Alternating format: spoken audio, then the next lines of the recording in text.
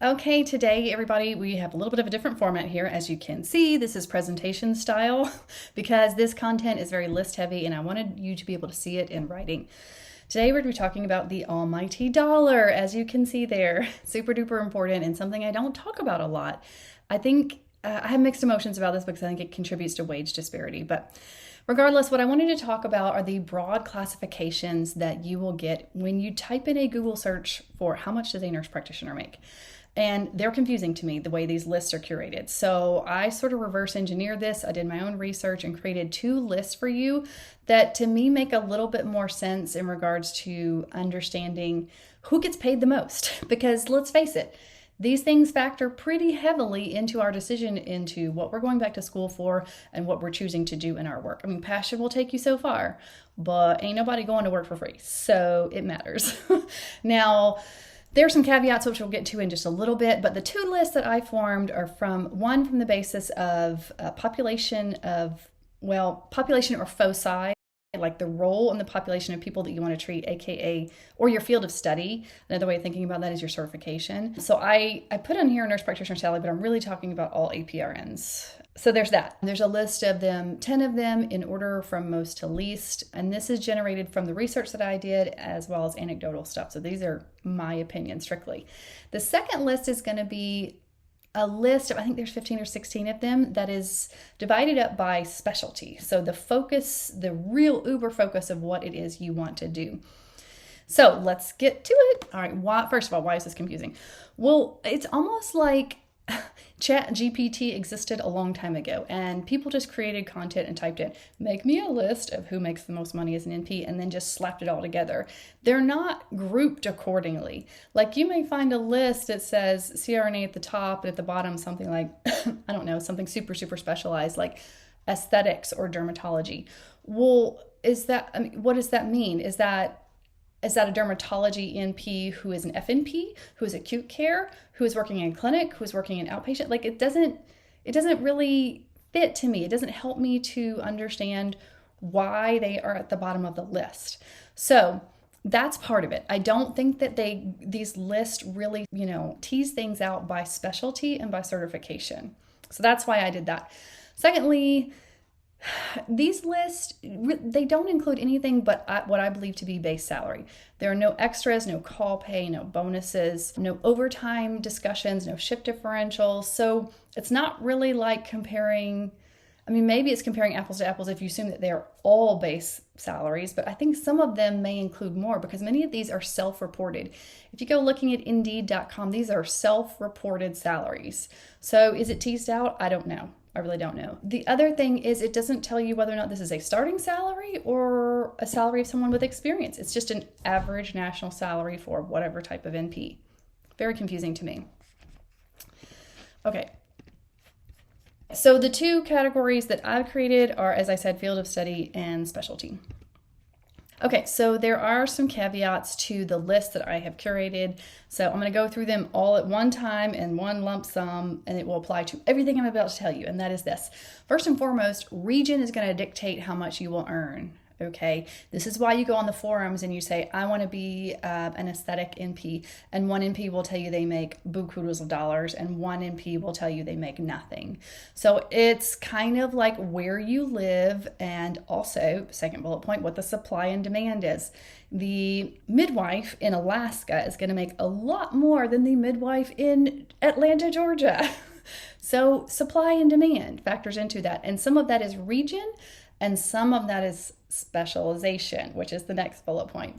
Specialization refers to how uber specialized is what you're doing. The more you narrow down, the more you niche down, the more desirable you become when a spot like that opens up, because not many people can do that. So again, it kind of creates a supply-demand imbalance, which may drive up the salary that you can demand. The next thing, and I found this to be universally true in all of the research that I did, and that is this. The desirable jobs are the ones where there is a supply-demand mismatch, not in our favor, because everybody wants to do it.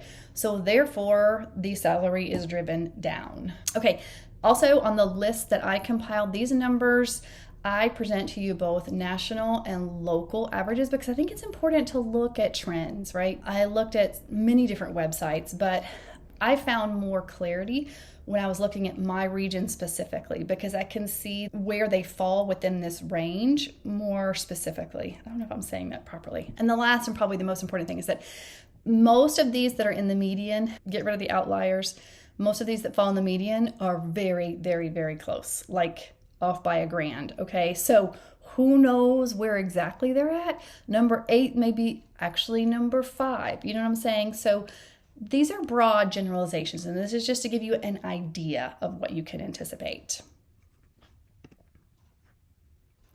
All right, so starting with field of study, and what I mean by this is your certification. So the population that you're going to treat and the role in which you are going to treat them. And I am talking about all different types of APRNs, not just NPs, but the majority of them are NPs.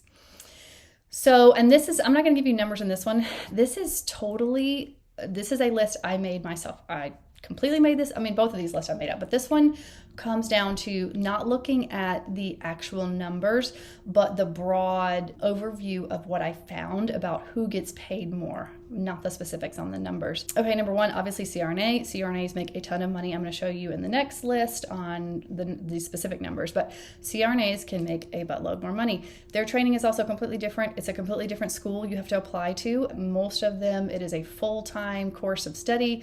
I'm not going to go into all the details of that because I am not a CRNA, or am I an expert in talking about them, but just know they make a lot of money, which is why a lot of people want to go into that field. You kind of have to have ICU experience to do that. Okay, that's all I'm going to say about that. Next, y'all, if you have any sort of desire to be a psychiatric mental health nurse practitioner, go do that. Don't do it for the money, okay, because that's bad, particularly given the population you're going to be treating. But if you do have a desire to do it, you won't have any problems finding a job, like 0, because you are in high demand and you'll get paid. Neonatal nurse practitioners, which is interesting. You know, I was told this when I was in school, and this sort of belies what I said earlier about that super specialized thing. I don't know why it is. I don't know if it's just that it's a very demanding job, but they get paid pretty decently across the boards.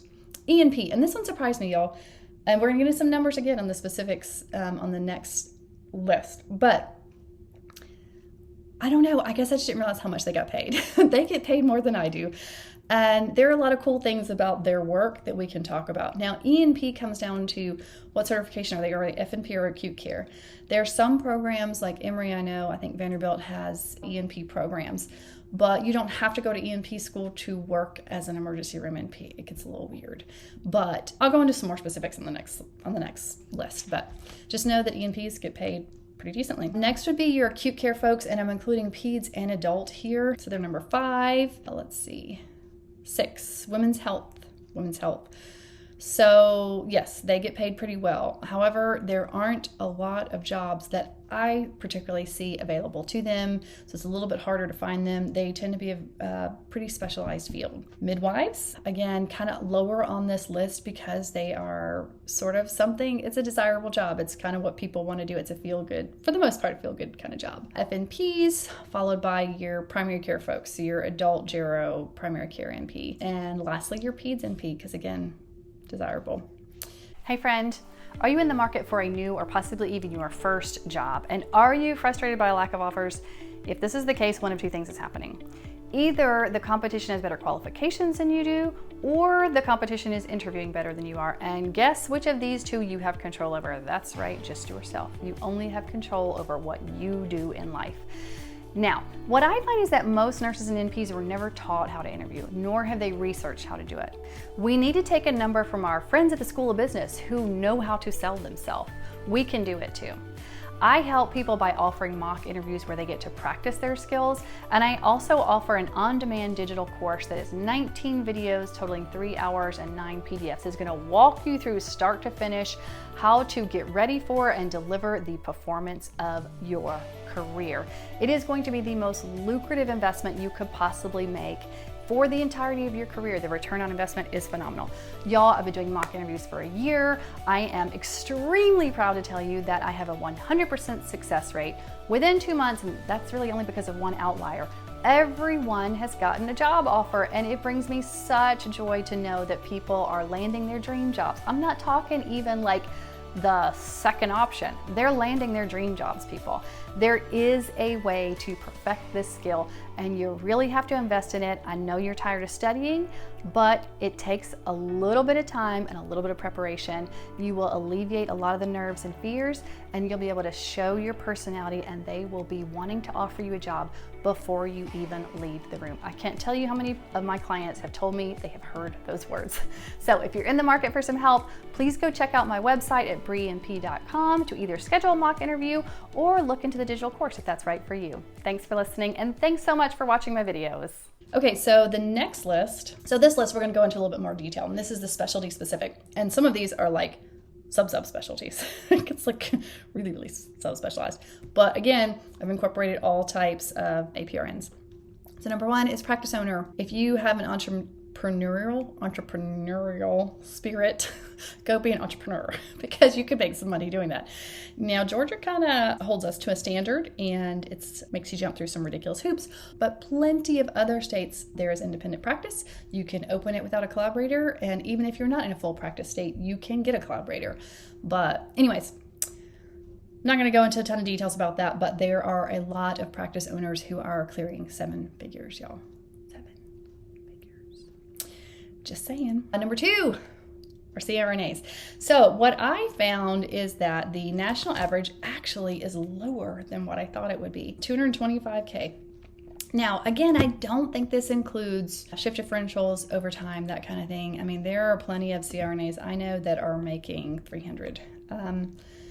The other thing I didn't really mention is that anytime you're doing locums work, you're doing, non-staff position, a temporary position, you're going to get paid even more. So travel CRNAs, they're doing pretty darn good. So the Georgia specific numbers, 201,000 is from ZipRecruiter, 152 is from talent.com. So there's some variability there, but that's both here locally in Georgia, which again, surprised me. So psych mental health, 143 is the national average. Georgia specific, I got 156 on talent.com. So again, I think this could actually also be on the low end as well, particularly if you go to work for a group where you get paid bonuses and productivity. A lot of these positions are work from home too. There are a lot of reasons why this is very desirable if this is the population that you want to treat. Number 4, CT surgery. So cardiothoracic surgery or CVICU. That's what I know these specialists to be. 142,000 nationally via most of the national ones I'm going to tell you about is from talent.com. That's where the majority of it came from, but I also averaged in other things that I saw. So the Georgia specific numbers were 130 and 120. One of those was from salary.com. So, but I'll tell you, these folks are the subspecialty thing applies to them. Not a lot of people can do this. It's a very hard, very complicated job. And there are some variables that go into this, like, are you RNFA? Are you going into the OR? Are you just doing, pre and post-op care? Are you working? A lot of times these people are working a lot of hours. Are they taking call? So there are some variables in there that I think can drive this up even higher. And I know when I was looking at some locums work, I'm not CT surgery, but I do cover a CCU, and sometimes I babysit these patients overnight. But doesn't mean I'm equipped to work as a locums provider in a, cardiac surgery unit. Anyways, they all try and tell me that I should because they can make a bunch of money, but they were offering, they were starting at like 120 an hour. Some of them were willing to go up as much as 150 an hour. So as a locums CT surgery NP can make pretty good money, more so than like regular critical care. A neonatal nurse practitioner comes in next at number 5, 133K by salary.com. The Georgia specific numbers, 118 to 139. That came from salary.com and comparably.com.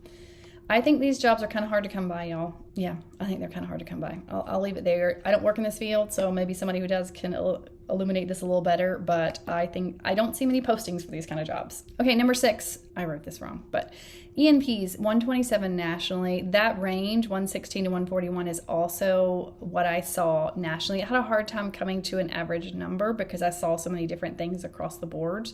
The local numbers for Georgia is 123K at talent.com and 130K at ZipRecruiter.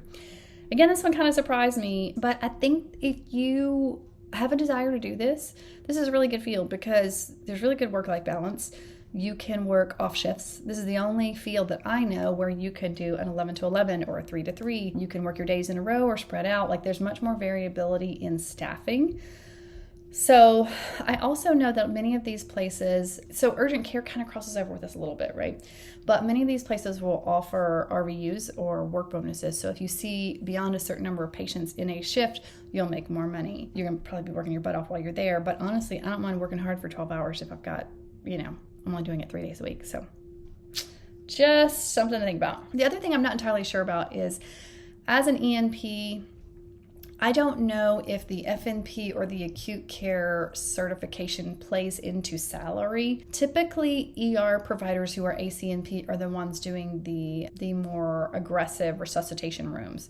The FNPs are running the fast track. They're doing the coughs and cuts and fractures and kind of urgent care type of stuff. ER NPs who are acute care are doing more of the inpatients side of work things. They're seeing the more acute type of patients. So I guess it kind of depends on where you work. Critical access hospitals obviously didn't like that. You may be the only provider there and you're doing all the things. So it's all over the map, but it could be very interesting. Cardiology. So, okay, cardiology, the national average was 126 from the 3 different sites I looked at. Georgia specific, right on par with that. I got 120 locally at salary.com. Here's something I wanted to say that was super duper interesting about this field. I saw, let's see, what website was it on? Glassdoor.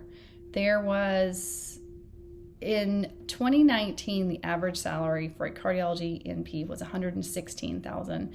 In 2022, it was $139,000. Both of these in Georgia, in my region. Same websites, so is there just a huge growth potential? This is something to definitely be considering. I also think this field in particular is massive and incorporates so many different types of subspecialties. You can do inpatient, you can do outpatient, you could be acute care, you could be FNP, but any of those fields that allow you to do specialty work, you can do this. So lots of different certifications can get you here. And also, even within that, you can sub-specialize. You could be doing just electrophysiology. You could be doing interventional cardiology and be working in an ICU. You could be working in a cath lab. You could be doing general cardiology and rounding on the floors. You could be seeing people in a heart failure clinic. I mean, it can be a lot of different subfields within this bigger category of a field. And I know in all the experiences I've had as a nurse practitioner, there's almost always cardiology openings. What I do want to take a little sidebar moment and say is this. I interviewed for an outpatient job. I really liked the clinic. I was seriously considering it. They knew that I was debating between a critical care job and their job. So I think in part that inspired them to offer me more money. But what they told me was that as an acute care provider, I give more options to them because I can both round in the hospital and see patients in clinic as opposed to my FNP colleagues who would be working alongside me. So they offered me another $15,000 because of that alone. So I think if you are considering working in a specialty clinic and you don't want to treat mommies or babies or children, you might really want to pursue the ACNP route rather than the FNP route. Just a thought, friends. Okay, so next is the hospitalist or other inpatient specialties. So obviously there's a huge range here because it depends on what the specialty is and how much you're working and if it's a shift differential or whatnot. My hospitalist friends are doing a little bit better than we do, but in part, most of the hospitalist teams that I've ever known of work 7 on 7 off. So they work more shifts to get that pay in regards to my team works 3 days a week and a lot of the critical care kind of teams do. So you're not really comparing apples to apples with these just straight numbers. But regardless, hospitalist friends, particularly who are working nights, they're probably making pretty darn good money. Some of the inpatient specialties, I think it's going to be widely variable. And you may get better work-life balance with some of those. Many of these, it's just a census thing. You go in and you have 10 patients you got to see. When you're done, you leave. So you may not be working, you may not be trading as many hours for your dollars. So again, really, really hard to judge what the pay actually is. Critical care, $115 to $150 nationally and $119 locally is what I saw. $119 was talent.com. I think this is probably pretty accurate. I think as a new grad, 119 going into critical care might be a little ambitious, particularly given that it is a very competitive market where we live. But I think it's reasonable to shoot for that. The other thing this doesn't include are bonuses, PTO, shift differentials, all that stuff I talked about before. So these are just starting numbers, okay? Primary care. Now this one kind of surprised me, okay? And probably in part because of the nature of what I do. So when I mentor and talk with NPs who are in unhappy workplace environments, many of them are in primary care. And so maybe I have a little tainted view of it. I'd love to hear from some primary care NPs who love what they do or in good work environments. But the pay is better than I expected, number one. And so 124 nationally, 118 locally. Honestly, when I look at the job boards here around me, I don't see 118. I'm lucky if I see six figures. I feel like they're so undercutting us here in Georgia. So I don't know about these numbers, but this is, in all the research I did, this is what I found. And it pleases me a little bit because this is hard work and you're going to go in there and be expected to see a lot of patients for the most part and work a whole lot. Many of them are working straight through lunch, charting, in basket after in basket reply. It's a commitment. It's a commitment, friends. All right, let's move on. Surgical NP. So 114 nationally, 125 locally. That's so bizarre to me. Georgia doesn't pay, so really weird. The 125 was on talent.com. 112 was on salary.com for Georgia specific numbers. I also am not entirely sure, is this inpatient, outpatient, or OR? I don't really know. None of it really says. I would think that having your RNFA would really help drive up that number, but I don't know. There's also a wide range in how many hours you trade to make this money. For example, some of the specialty surgery providers, like I know some neurosurgery providers who are working 7 days a week, pretty much, and taking call every other week. And once they get in with the case, they may have to stay all day and not be paid any extra if that case goes longer or is shorter. Versus like maybe, I don't know, an outpatient surgical center, which is much more predictable, but probably is going to pay less because it's a more desirable role. So I think there's going to be wide variability here. A midwife is next. This kind of surprised me as well when I looked it up because I just think so highly of midwives. My mom was a midwife, but anyways, I just think what they do is very special. Not a lot of people, I couldn't do it. So I'm always impressed when people want to do it, but they don't get paid enough. 108 nationally, locally 97 to 114. That's really sad. But I will tell you this, that if you are in a rural area where there is nobody to provide this service, you're going to get paid. Now, West Virginia, I saw a posting for a midwife for $163,000. That seems pretty high, but maybe that's the demand there is there.